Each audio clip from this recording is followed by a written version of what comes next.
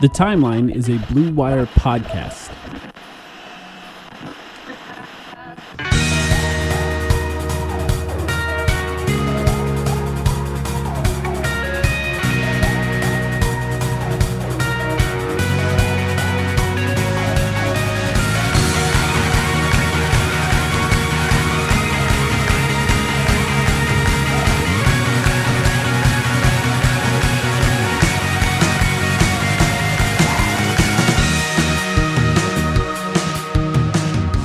Welcome to the Timeline of Phoenix Suns podcast. We are 4 days away until the NBA trade deadline, and the trades are heating up. My name is Mike, here with Sam. How are you doing, Sam? Not like a gradual heating up, like you're maybe implying there. More like the sun exploded again. The sun exploded part 4. And for this week, folks, look, I'm sorry. If you listen to a lot of NBA podcasts, I apologize in advance because I'm sure you're getting it from all sides right now.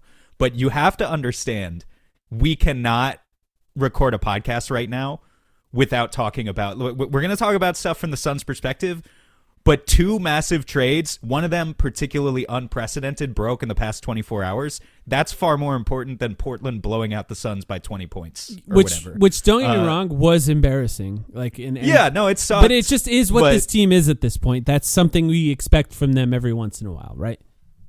Yeah, we have to talk about the macro stuff. Just where the league is, the crazy names that are moving, all of them more significant than Jimmy Butler, or at least 2 names more significant than Jimmy Butler have already been traded.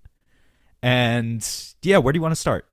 I think we have to look. We are recording this Sunday night. It's about 7, almost 8 p.m. Arizona time, and I say that to just say that we have the Luka trade, Anthony Davis trade that we're going to talk about.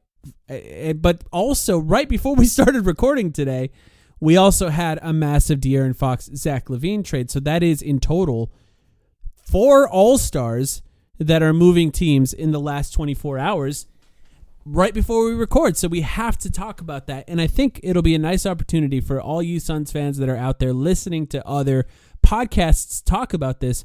We can talk about this from the perspective of people who are rooting for the Suns, from the perspective of people who want the Suns to win. But I do think we should start in the order of which things happened, which means the Luka Doncic, Anthony Davis trade first. And I will say later on in this episode, our friend Richard Stayman is going to join us and talk about it from a Mavs fan perspective, where he can tell us what it was like to learn that their most important player was traded in the middle of the night without any warning, because I still think it's insane.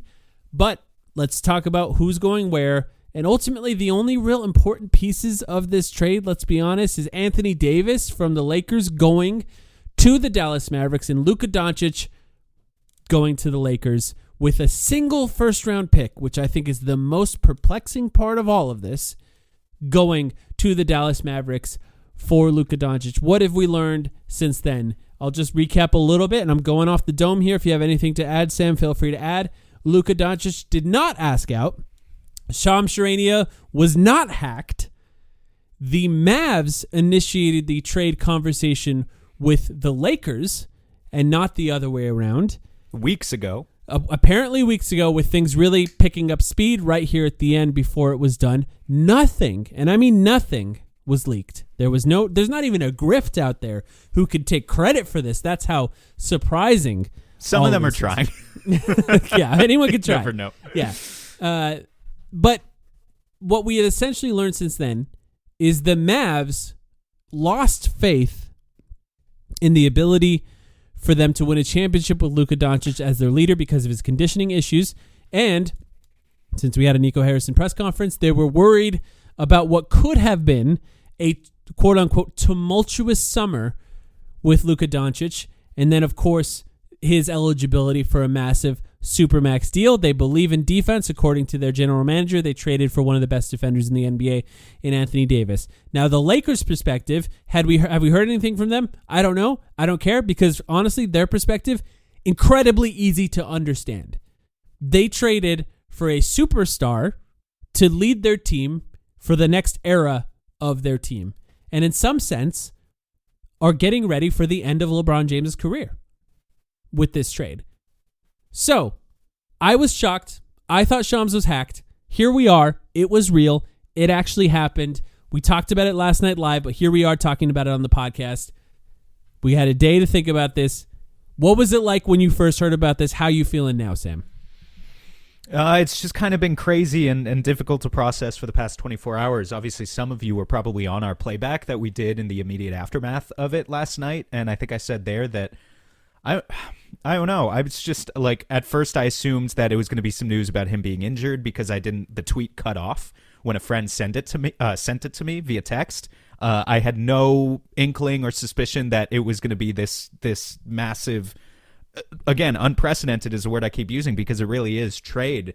And I wouldn't call it malpractice for Nico Harrison as much as I wouldn't even call it like fireable offense as much as I'd call it like shoot him out of a cannon into the stratosphere level offense, because truly we've never seen anything like this. Right. I can't think of an example in NBA history of something quite like this. And we're going to talk about it more with Richie later, so I don't want to repeat myself too much. But that they went directly to the Lakers and did not ask for anyone else to put a bid out is just so crazy. Even if all of this stuff about him is true.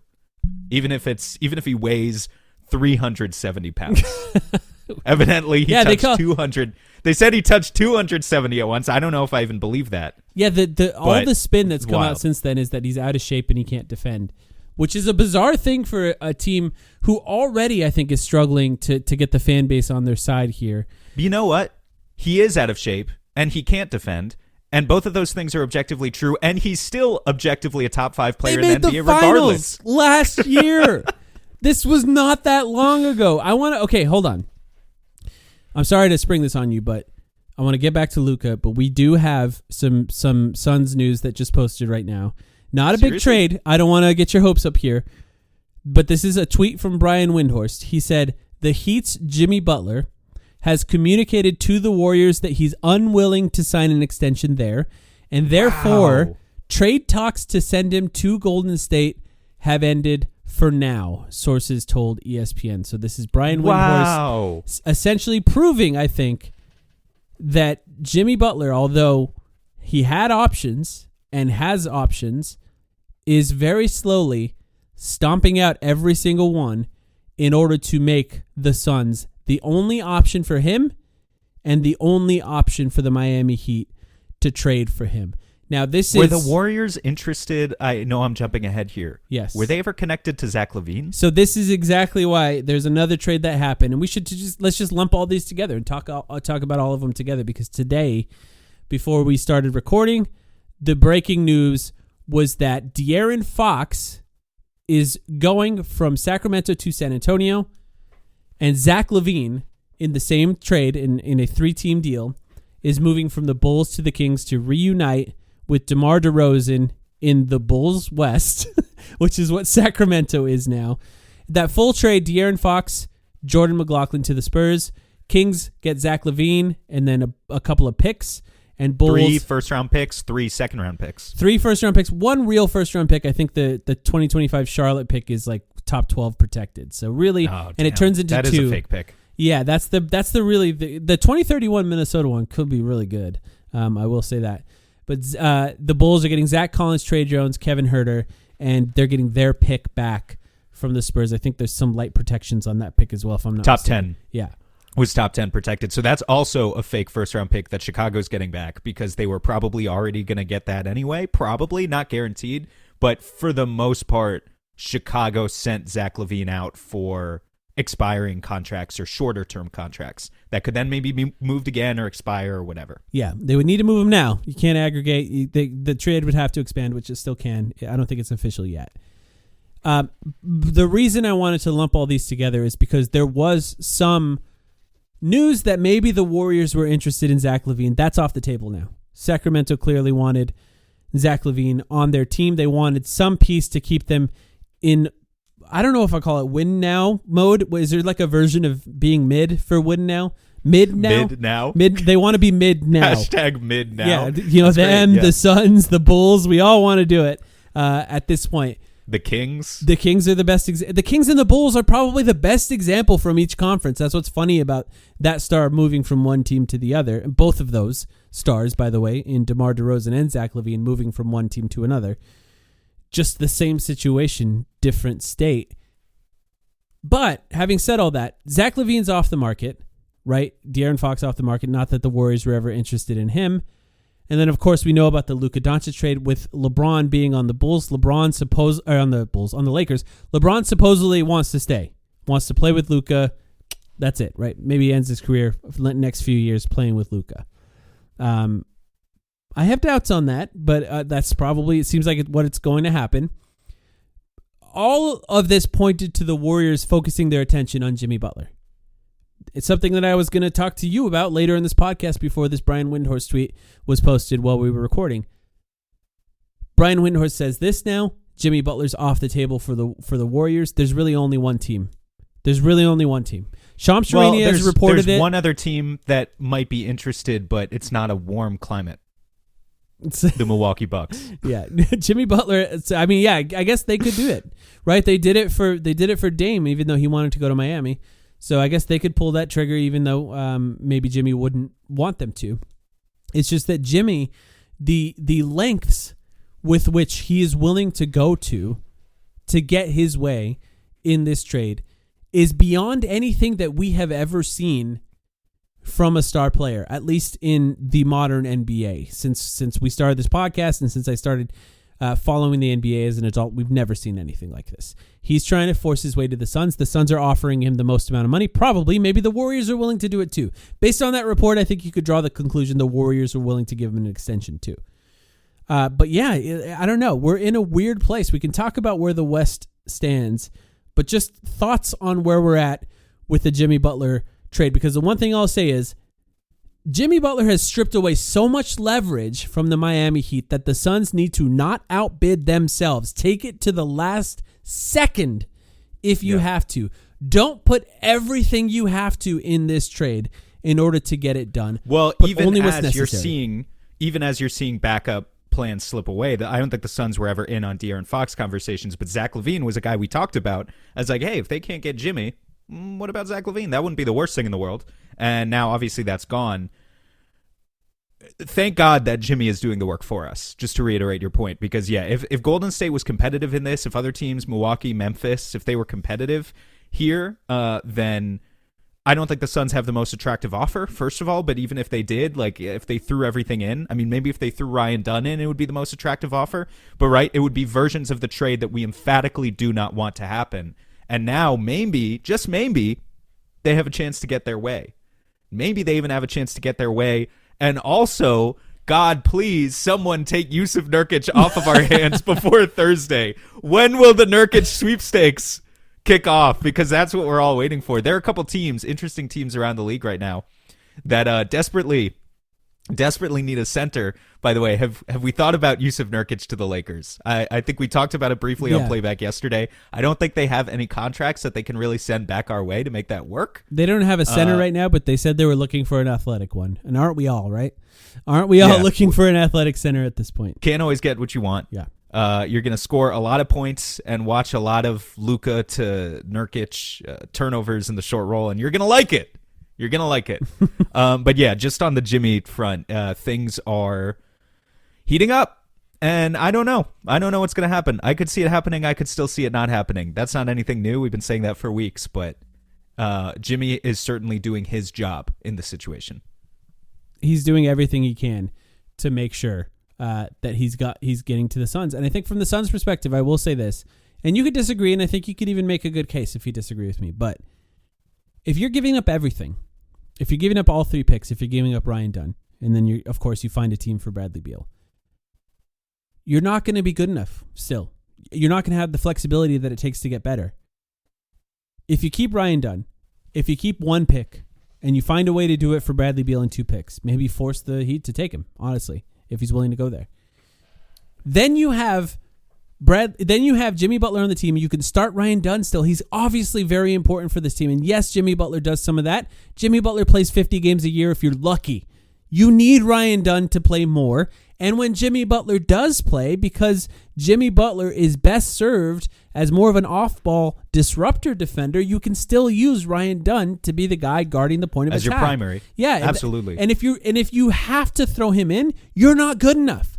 So maybe the trade isn't worth making at that point.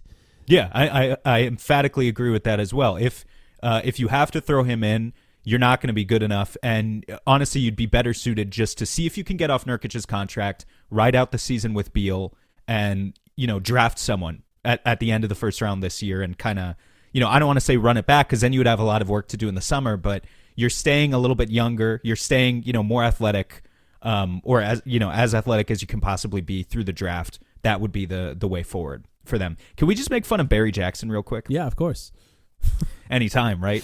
There are these Miami sports writers who are notorious sycophants right now. I call them the Miami Heat sycophants. Yeah, that's great. I like that a lot. As they run out of leverage here and kind of have to avoid turning into a corn cob, to use an old Twitterism. Barry Jackson tweets an hour ago. He said, "All this could be solved so easily if Durant simply decided he preferred to be with the current 6th seed in the East, Heat, than the 8th seed in the West, Suns. Remember, Durant for Butler, Jay Rich, and a first-rounder works cap-wise. Sigh." End quote. So what's going on with the Heat right now is they're talking themselves into, well, maybe Jimmy is going to force his way to the Suns for Kevin Durant. That's what they're saying. Yeah, because Jimmy Butler wants to come to the Suns and not play with Kevin Durant. That's what we're all assuming in this scenario, right? They are very down bad right now. There's only one fan base that's more down bad, understandably, the Dallas Mavericks, who might be most down bad for who knows how long, but...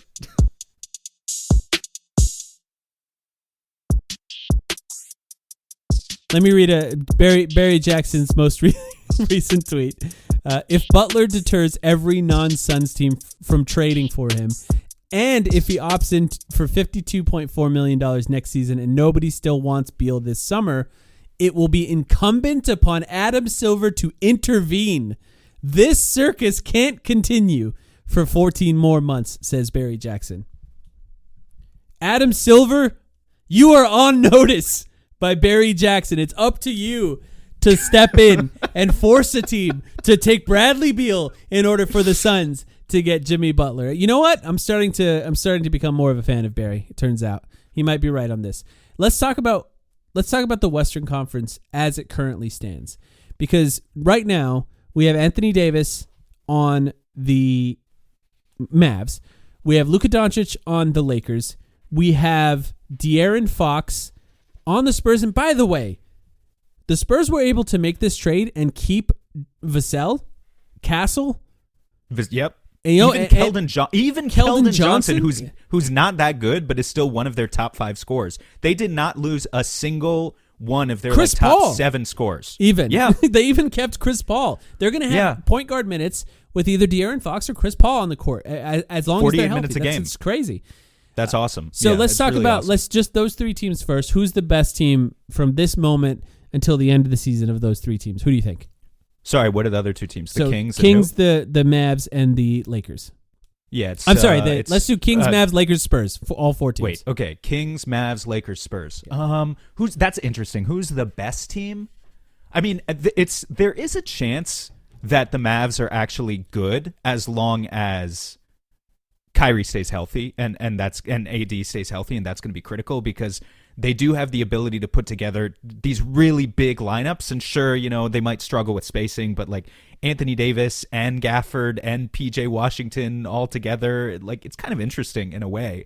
As long as you're able to keep Kyrie on the floor. By far, the most interesting team for like the long-term future, of course, that I actually like is the San Antonio Spurs. Of course. And that feels crazy to say, by the way, as a Suns fan. Yeah. But we are at a point where, like, I'll watch Lakers games with morbid curiosity to see how Luka fits in with LeBron. And in the long term, the Lakers are going to be absolutely fine. But I still hate the Lakers, and I'm still not a big fan of Luka Doncic. Whereas with the Spurs, they're going to be really fun. I mean, they're already really fun. And now having Fox and Wemby together is a really dynamic duo that's going to present some interesting challenges to other teams. If Stephon Castle just learns to shoot, they're going to be really good next year, like really good. I think there's a chance they're the best team this year. I think it's probably most likely going to be Dallas.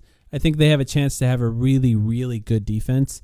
And then, of course, all of the offensive load that Kyrie Irving will have to carry for that team is going to be difficult. But he is a player that does pretty well in those scenarios in tight spaces. And I actually think Anthony Davis getting the ball a lot, not entirely going to hurt them. They just have to make their threes around him. And just, they lost Luka, which is a lot, but they haven't looked terrible without him this season. They're not good, but they're not terrible, and they're essentially adding Anthony Davis to that not terrible team, so there's a chance they're pretty good. But there's also a chance the Spurs are really good right away. I don't know. Just speeding up the offense to the levels with which De'Aaron Fox can speed up that offense is crazy. With a trailer in Wemby who can shoot a trail three from the logo or get all the way to the rim and dunk it essentially from the free throw line in one or two dribbles, that's pretty tough to defend in all ways. Not the greatest shooting team, the Spurs, but that's kind of why he shoots so much. Like, you think about how many people said Wemby should stop shooting threes at the beginning of this year. That's gone away. Why? He's making them now, right? He's making a lot. He's still shooting a lot, but he's making more than he was at the beginning of the year, percentage-wise. All of that space, taking a big out to the logo because Wembanyama's standing out there, now with De'Aaron Fox handling the ball in that scenario, it's a pretty smart fit. Like, that's a player that can get to the rim in a flash, and he's going to be able to do that regularly with Wemby out there shooting threes. Like, I think there's a good chance that that's pretty good right away. The Lakers, I don't think, and we talked about this with Richie later in the episode, but I just don't think they're going to fit right away, and I don't anticipate them rising in the standings. I think there's a better chance that the Lakers start to fall in the standings and possibly have the worst defense in the NBA going forward. So we're talking about maybe Dallas stays the same, drops off a little. The Spurs go up, and the Lakers go down. Right? Do you agree with that, with the Lakers? Which big is getting the most minutes on the Lakers from this Jackson point forward, Hayes unless right they make now. a trade? It's Jackson Hayes, and then who would be after Jackson Hayes? Kleba, right? Oh, they just got Kleba or Christian Koloko. Was he in the trade? I don't remember. I don't think so. No, I don't think so. Okay, then you've got a Jackson Hayes, Christian Koloko, big man rotation, Maxi Kleba going forward. Any way you slice it, that's not going to be good. And yes, obviously Luka and LeBron are generational as playmakers, as decision makers, but their skill sets just overlap so much that, I think the Lakers are really going to start to stumble a little bit here. Still, I'd be ecstatic if I was a Lakers fan, obviously. And the Kings. Yeah. They got worse, I think. And Zach Lavine's good. I think they did the best they could, I guess. If it's really true that De'Aaron Fox was not going to re-sign and they had to make this trade now, then I get it. I get it. We joke about the Suns being a team full of shooting guards. So are they. Who's their point guard now? Yeah, who is the backup point guard on the Kings? It's Monk handles the ball quite a bit off the bench right now. And then you have, of course, Zach Lavine, who's going to be starting, I assume, and then DeMar DeRozan, who essentially is a taller shooting guard that now essentially has to play power forward. So they traded Herter, so it's going to be Monk, Lavine, DeRozan, Keon Ellis coming off the bench. That's another shooting guard. Mm-hmm.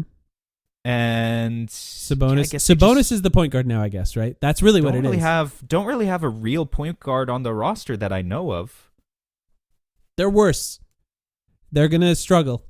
So this is already 4 teams, though, in the same general range of the Western Conference. The Kings, the Lakers, the Spurs, and the Mavs that have made massive changes that are going to require some time to gel, some time to get new chemistry with these players.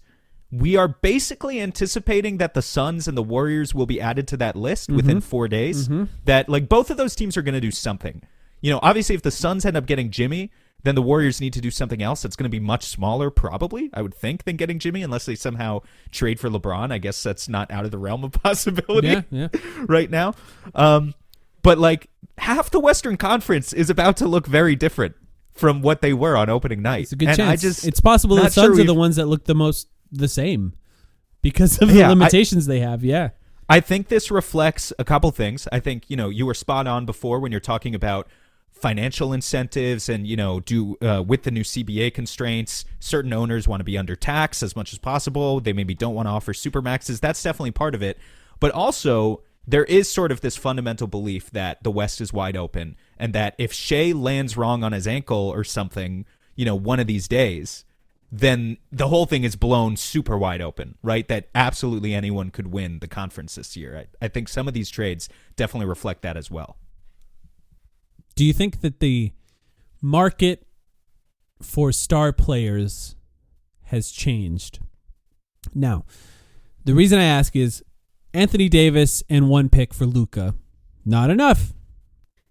But it's also not looked at as this is the new norm. It's essentially being killed by anyone who covers the NBA. They're all saying it's a bad trade. They're all saying it wasn't enough to get Luka Doncic, that it's insane that the Mavs let this happen. On the other side of that, De'Aaron Fox was essentially traded for Zach Lavine, 2 first-round picks, and 5 seconds, essentially, because the Charlotte pick will likely turn into 2 second-round picks going forward.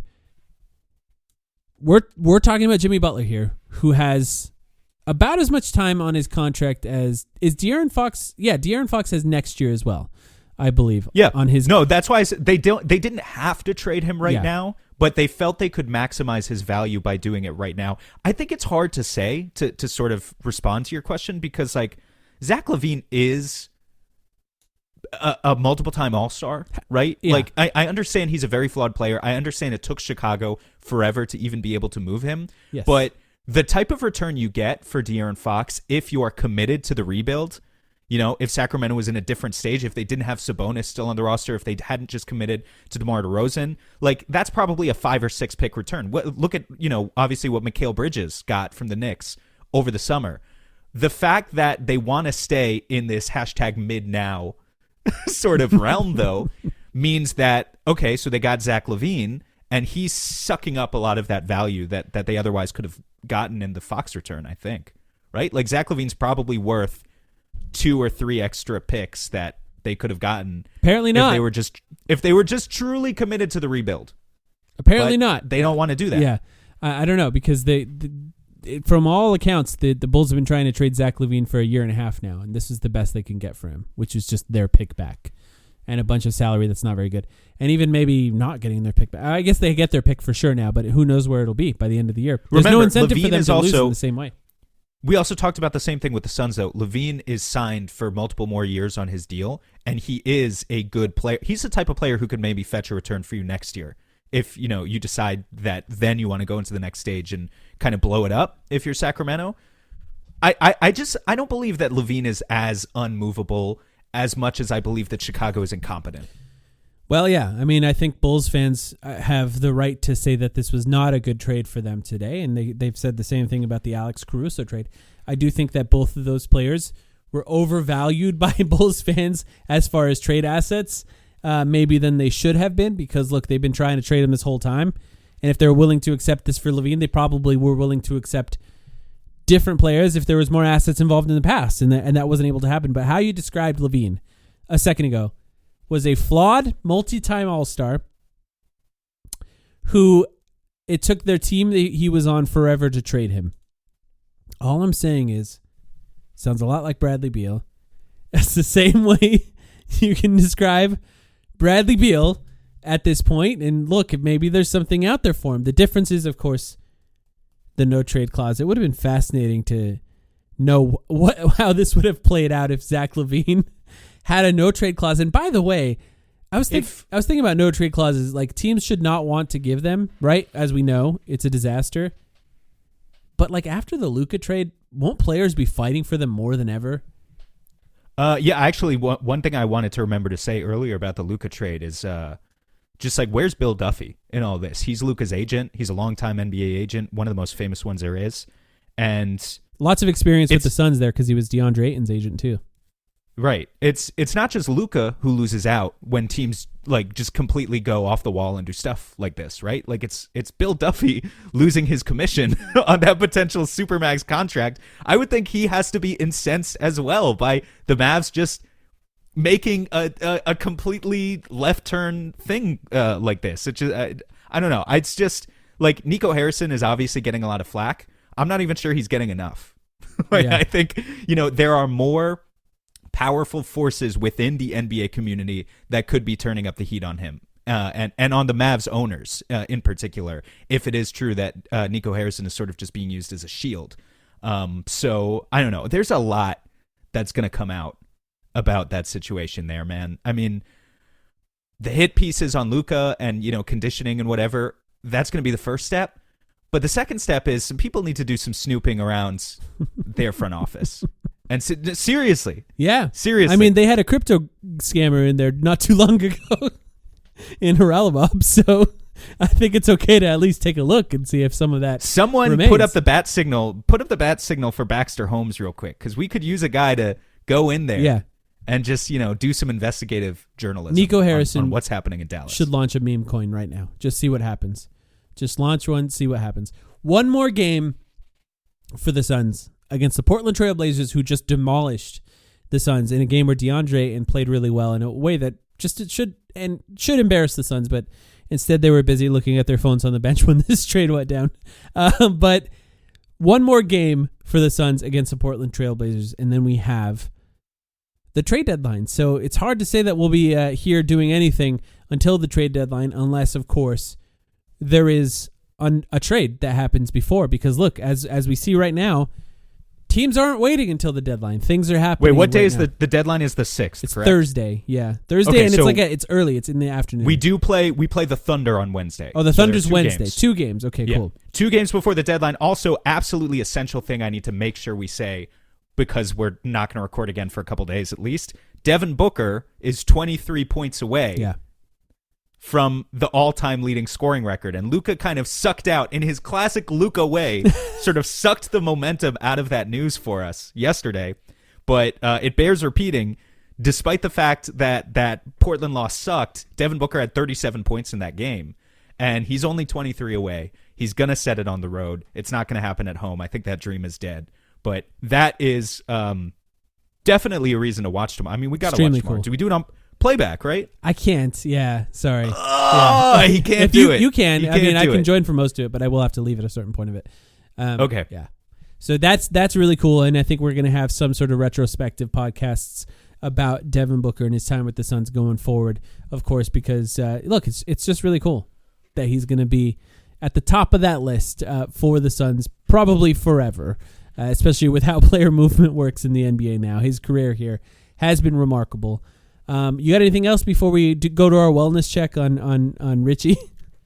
No, just everyone be nice to Richie if you follow him on social media. He's been appearing on this pod for, I want to say 6-7 years now, like almost as long as we've been doing it, usually to check in with us about the draft when the Suns actually do have draft picks. He's a great guy. And, not hashtag not all Mavs fans. If you have Mavs fans in your life, check up on them because they need it. All right, we'll switch over to that now. Thanks for listening.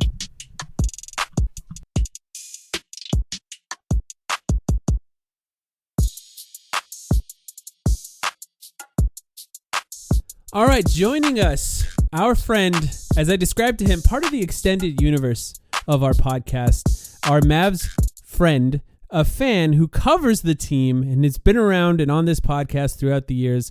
It was no better time, or no worse time, I think, depending on your perspective, to have him on the podcast, Richard Stayman, a.k.a. Mavs Draft. How you doing, Richie?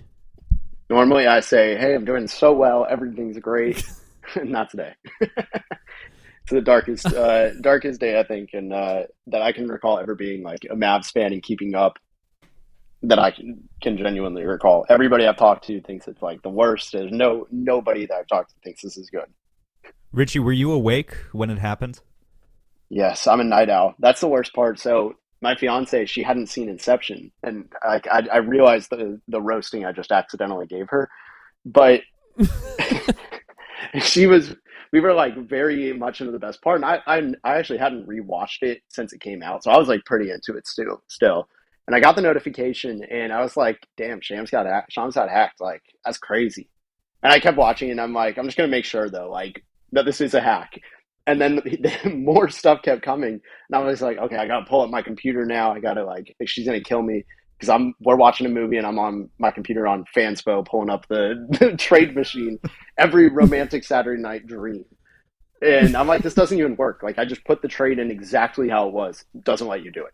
And I was like, so clearly he got hacked. And then I moved on, and then 5 minutes later, it just pours in that it's all real. Brad Townsend confirms it. Chris Haynes, all these people are also up at midnight. And blew my mind. I'm still in a state of shock as we're recording this almost 24 hours later. Honestly, I feel the same, and I'm not even a Mavs fan. I went through the exact same frame of reference there. Just curious. Like, I was like, well, he put one pick, so clearly it was a hack. Like, maybe if you put that they got both of the Lakers tradable picks and a swap or something, then you could believe that, okay, that at least sounds a little bit real. But like, looking at it now, and we've had a day to really think, almost a day to really think about this and think it through. It's just insane the level to which it did not go through. Now, I know you're pretty connected, right? You've been covering the Mavs for a while. You've been a fan of the Mavs for a long time.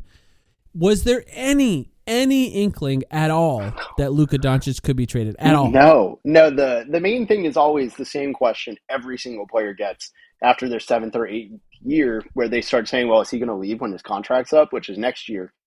And like, that's a very fair question. But the thing is, nobody had an answer except like the highest up people in the Mavs front office. That's it.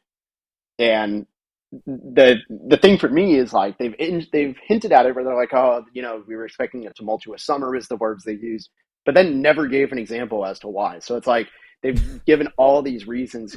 So I don't get it. Like, is everybody covering face and like covering up for a bigger project? Like, not even a conspiracy, but like genuinely saying like, hey, we're just trying to do you a solid and not make you look bad. I don't know. Nothing adds up to why this happened. Well, I mean, that's where you start to look at, because to your point, Richie, I think people have tried to tackle this trade already in the past 24 hours from a million angles, and you just can't come up with, if you were purely trying to be a better basketball team, why this would make sense.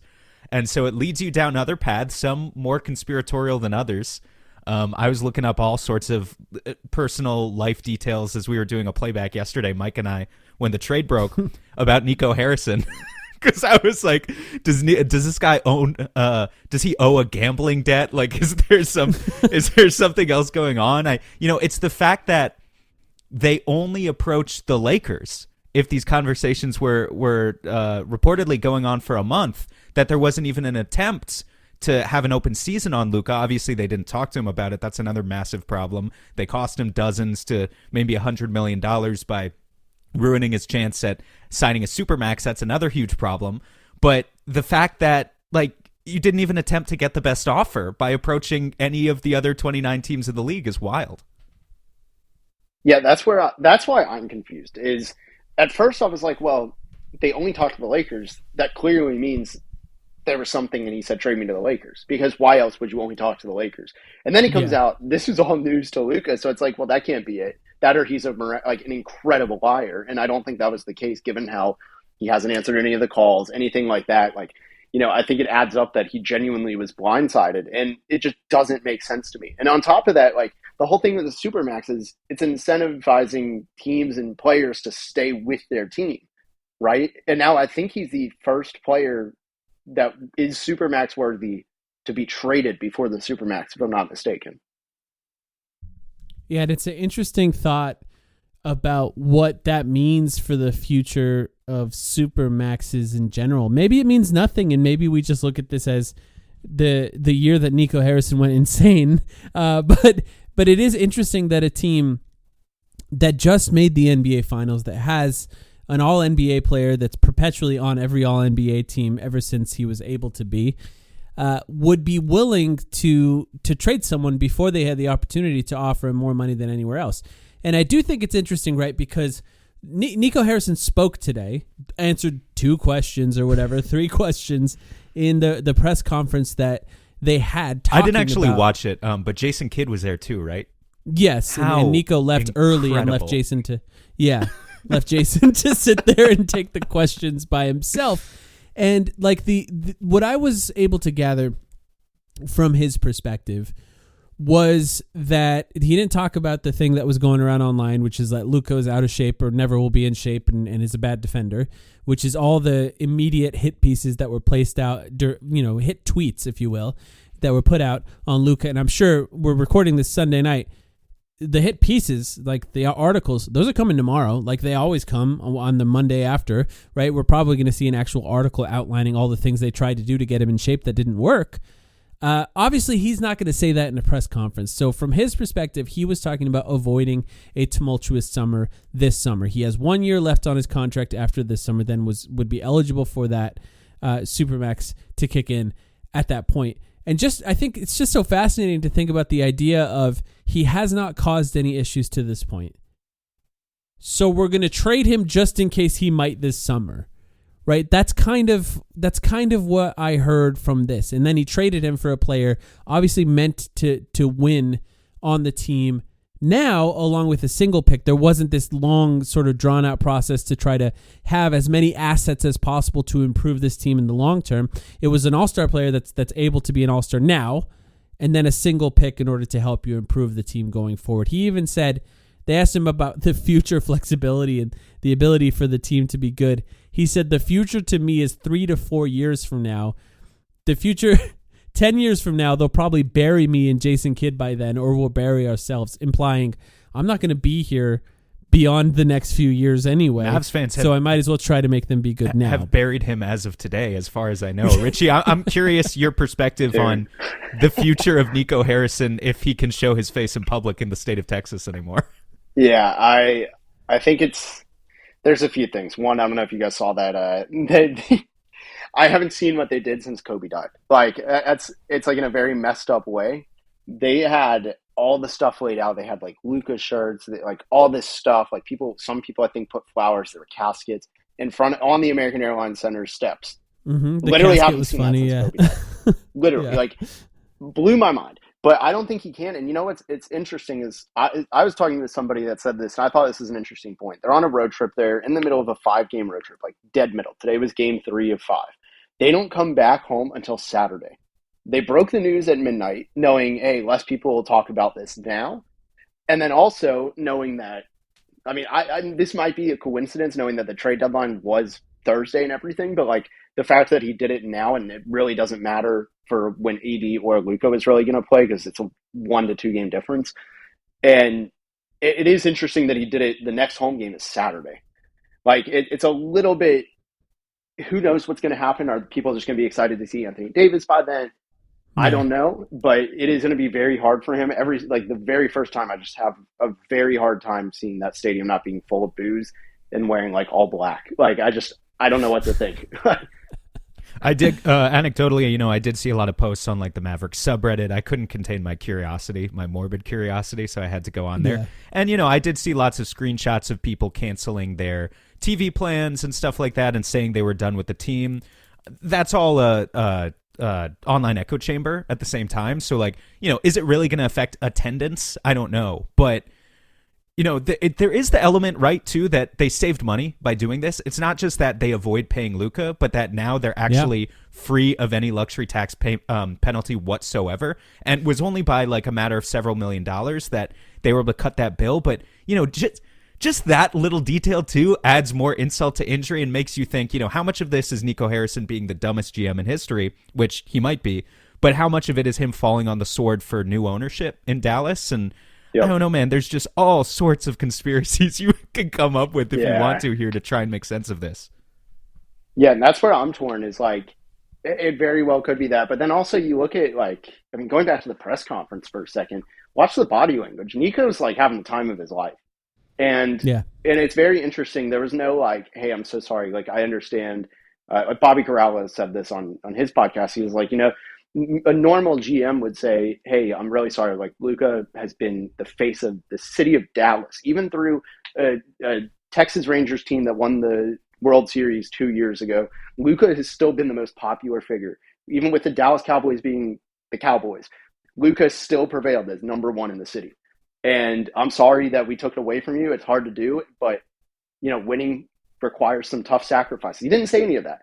he said like what you said with who cares? It's like 3-4 years. And Jason Kidd is just sitting there with his hands over his face, just being like, why do I have to sit through this? And it's that kind of stuff where it's like, what are we doing? Is this just straight up negligence? And like you said, or is this something where it's like he's falling on the sword for ownership, which has happened?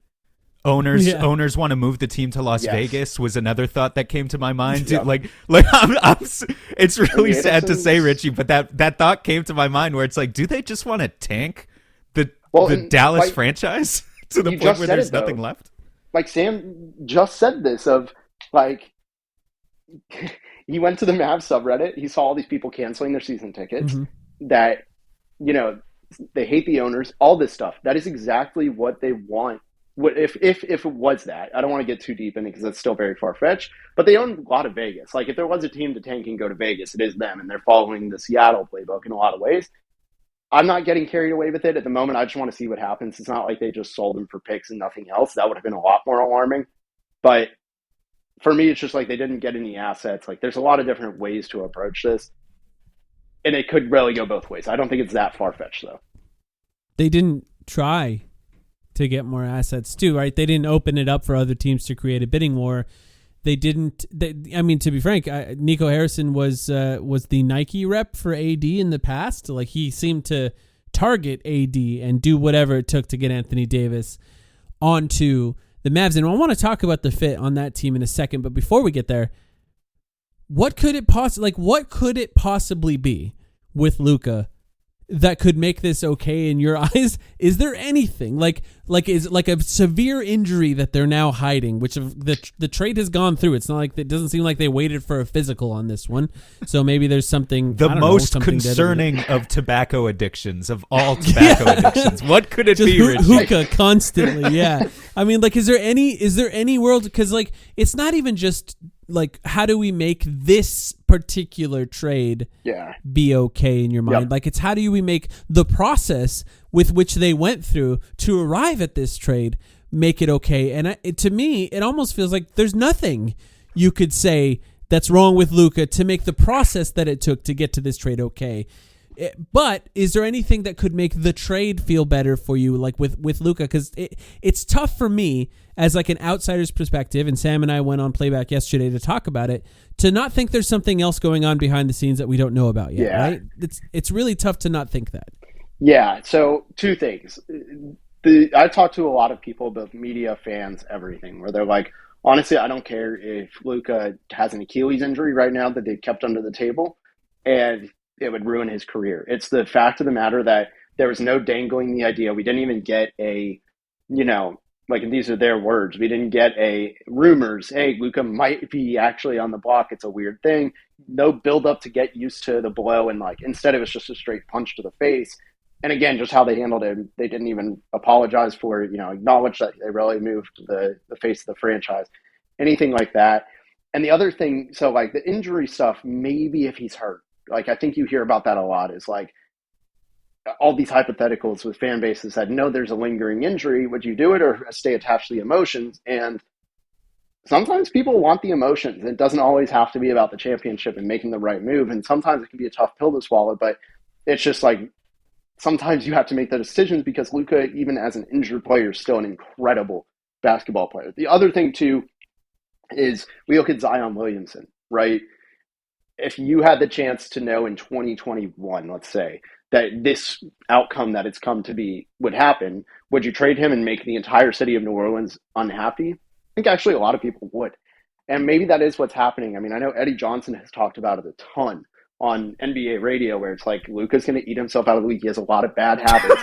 Maybe it is going to happen. And like, I'm sorry, obviously we like Eddie Johnson because he's the Sun's color commentator, but that is the most Eddie Johnson thing to say, like specifically about Luka. I disagree with him, but my point is there are people though who are like, he is somebody who has a vote in the NBA, all NBA, the All-Star, all that stuff. He is the media vote.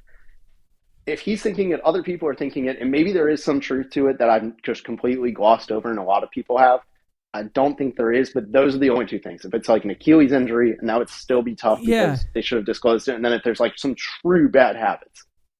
Yeah, like is there the world, I guess, with the world that this trade actually comes out as a win for the Mavs, disregarding the fact that they did no extra work to try to get more than what the Lakers are willing to give, would be a world where Luka Doncic just cannot stay in shape for the rest of his career. That impacts his health over time, doesn't play a ton of games, and becomes like Zion Williamson, I guess. Yeah, but all of that is discounting one very powerful force that is now on Luka's side, and that force is spite. Revenge? Yes, vengeance. Justice. I just watched a 3-hour movie, The Count of Monte Cristo, a French production. Not sure if either of you have ever read the novel, the classic 19th century novel, but it's all about vengeance, all about justice. And now for the next 10 years, Luka has his opportunity to take vengeance upon the Dallas Mavericks, be in the absolute best shape of his life. Is he a little bit fat right now? Yes. But I think this is more likely to be like, I don't know, trading Charles Barkley in his prime because he's a little bit fat or something to that extent, right? It's just there wasn't enough there. I just don't believe there was enough there to make this. And now he's going to get that Lakers whistle. I mean, who knows how many free throws he's going to be shooting. Actually, Richie, now. I'm not sure I've ever asked you, like, historically, and I think I probably know the answer, but do you like the Los Angeles Lakers? How do I get this professional answer? You don't have to be diplomatic. They hurt my childhood a lot. Do I have anything All against of the us, franchise? No. Do I have a lot of sorrow and trauma? Yes. I mean, are you going to be like watching a lot of Lakers games now? Or are you going to be like kind of rooting for the Lakers whenever you watch them? I'm not going to lie. I mean, living on the East Coast, I'm a night owl. I watch all the West Coast games, so I'm going to be watching the same amount. Will I be watching with a few more tears in my eye than I normally have? Yes. Yeah, that's tough, man. I'm sorry. How do you feel? Okay, so we got a team now. First of all, I have a couple of questions on how the Mavs are going to look going forward. Anthony Davis comes into this team. Derek Lively, Gafford are still on the team. That's your three. That's your sort of hydra of bigs that you have on this team now. Obviously, there's going to be some sort of starting lineup of Anthony Davis and one of those two guys, probably Gafford at first, eventually Lively, as Lively grows into that role. To be honest, I think maybe if I were them, I'd just consider starting Lively now and just see how it looks with those two guys together. And then, of course, Kyrie Irving, Klay Thompson, PJ Washington. You kind of have this team that in some ways makes sense and in some ways doesn't. Obviously, the offensive leader of this team is now, that's all going to be on the shoulders of Kyrie Irving, who honestly the Mavs, when they have Kyrie on the floor and Luka not on the floor, have done pretty well considering the difference maker that Luka has been over the years. Kyrie has made a pretty big difference on his own. Anthony Davis, the defense that he brings, I understand trying to rationalize this trade, but just from an overall basketball perspective, when you're looking at the state of the Mavs now, how are you feeling? Still pretty disappointed. I mean, it's one of the things where this morning and today I talked myself into the optimism of, okay, I think about some of the worst trades at the time that people thought about. Like, I mean, one of them that comes to mind, I think was a lot of blind hate because it was the Sacramento Kings, but a lot of people hated the Halliburton trade, and like mostly right, but it wasn't like some terrible trade. At the end of the day, it was more of a win-win than an absolute lopsided trade that it looked for a lot of people. And sometimes the intel prevails. Maybe there is something. I mean, I was talking to somebody before who was working with the team, and they were saying the same thing, where it's like people thought we were idiots for this one move, and then it actually turned out people were like, well, they actually knew something the public didn't know. My thing is just I don't think Anthony Davis is a fit. That he's the best shooter on the team that's over 6'9", 6'10", and he shoots 28% from three or something like that. Like he hasn't shot 30% since 2020 from three. Like that's not okay. Now, what I think a lot of people miss is just how good Kyrie Irving has been. Like he was a 50, 40, 90 threat last year, actually extremely close to 50, 40, 90. He missed it by 0.003% on field goal percentage. And this year, he's also a 50, 40, 90 candidate. Like on 24 points per game, Anthony Davis is still scoring a lot. There is a real upside. And the one thing that gets me through it is going, the Mavs haven't actually been atrocious without Luka. Adding Anthony Davis's 25 points a game plus his defense, there is something there. The problem is with the Mavs, just adding injury-prone bigs has never worked for them. So that's where my injury or my skepticism comes in, and I just don't get the fit between the three bigs. Yeah, it's the combination of the three bigs, and then obviously Kyrie himself is up there in age and has an injury history. And I believe that the Mavs can be very, very good when they have all those guys on the floor. But if Kyrie ever misses a game, it's going to be pretty challenging to have anyone who can even bring the ball up the floor and kind of, get you into a set at this point. I mean, what do you have? Have Spencer Dinwiddie, I guess, could maybe do something like that. But yeah, it's going to be challenging. I don't know if you watched their game today, by the way, where they lost by 43 to the Cleveland Cavaliers, but that was not great either. I watched the first quarter, and luckily I had to do some grocery shopping. I think it's the first time they I've were ever down been by happy 30. to leave. Yep. For those who missed it, they were down by 31 by the end of the first quarter. They gave up 50 points in the first quarter, and then they gave up 90 in the whole first half. Like this wasn't like a fluke accident. They could have scored 200 if they had played everybody. And I guess my thing is, I actually do think, and I have decent reason to believe this, that they're actually going to be trading for another guard. I feel confident in saying that that's going to happen. That's a saving grace for what we just talked about with Kyrie. For whatever it's worth, I think they can do it. They say they're not moving Gafford. I don't know. Would it shock you at this point if anybody gets traded on the team based on this? No, nothing would shock me ever again. Nothing can ever surprise me again after the past couple of days. Right. Yeah. I mean, I would love Gafford, so I was going to ask if you thought they were all going to end up staying. Just if there's any way for the Suns to get in on Gafford, that would be really helpful. Because we have... Do you want Tyus Jones? $18 million of Nurkic just rotting on the bench right now. But yeah. I do want to ask how you feel about the Luka fit in Los Angeles. Sorry to make you even think about this. But... because when this went down, and Sam and I were talking last night on playback, just like, maybe an hour and a half after it happened.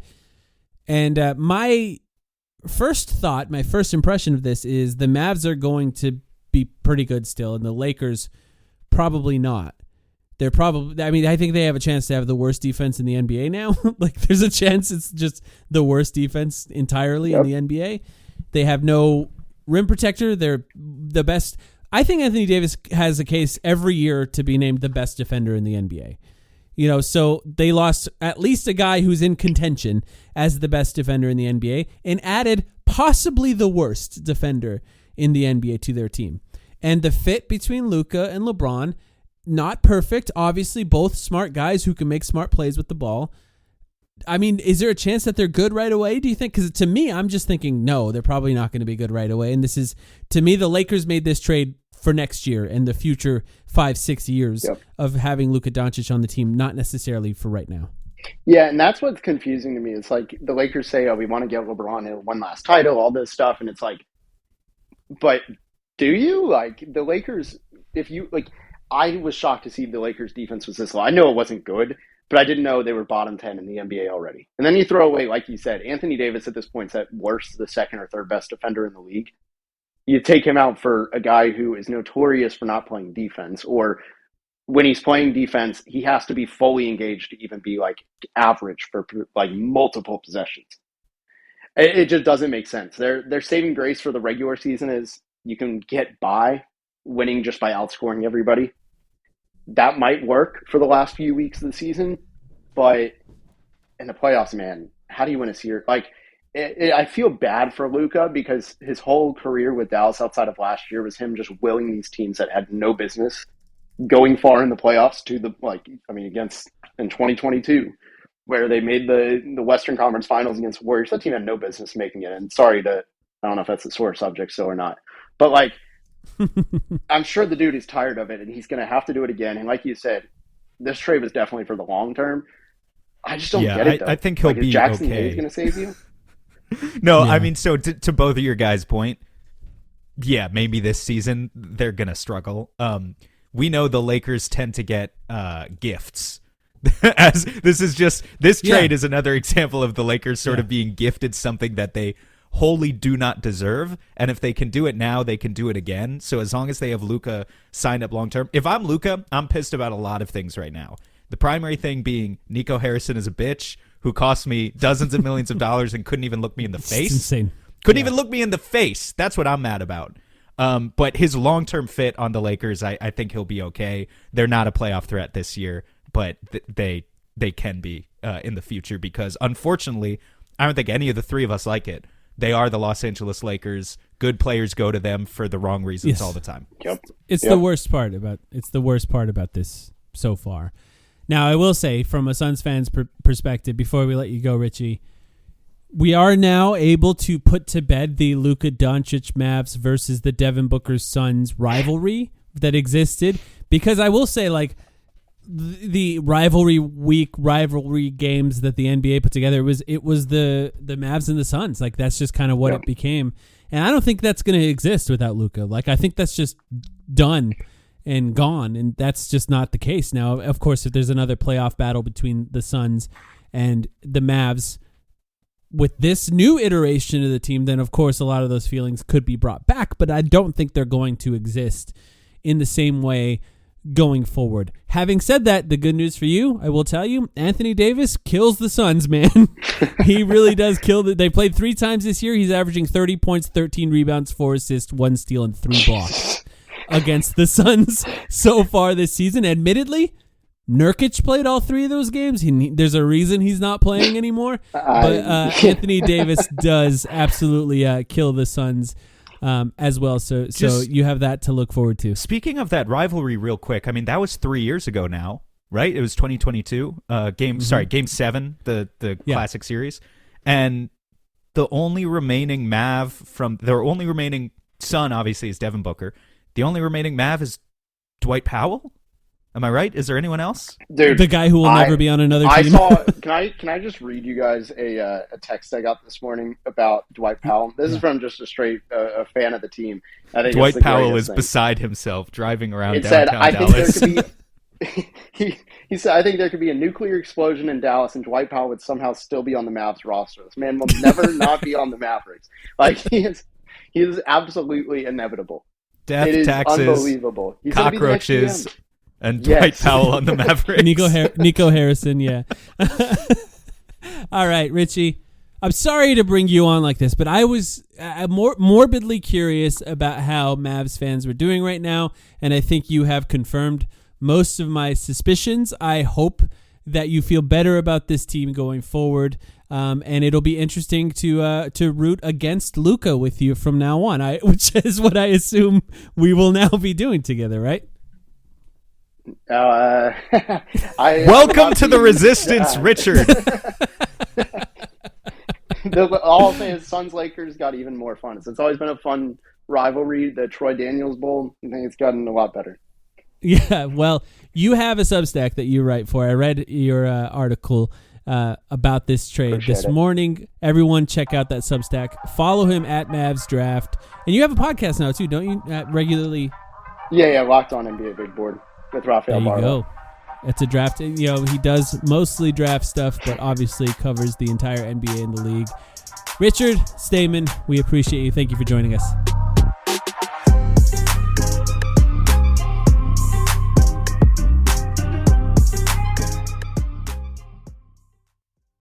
For over a century, Johnny Walker has shared its bold spirit with the game of golf. Now, crafted with Devereaux Golf, Johnny Walker introduces the Johnny Walker Blue Label-inspired Sunday Golf Bag, elevating the game with sleek design, blue label hues, and refined gold accents. Celebrate your hole-in-one with a premium Sunday bag crafted by Devereaux Golf. Submit proof of your achievement to johnnywalker.com/blue-in-1. Please drink responsibly.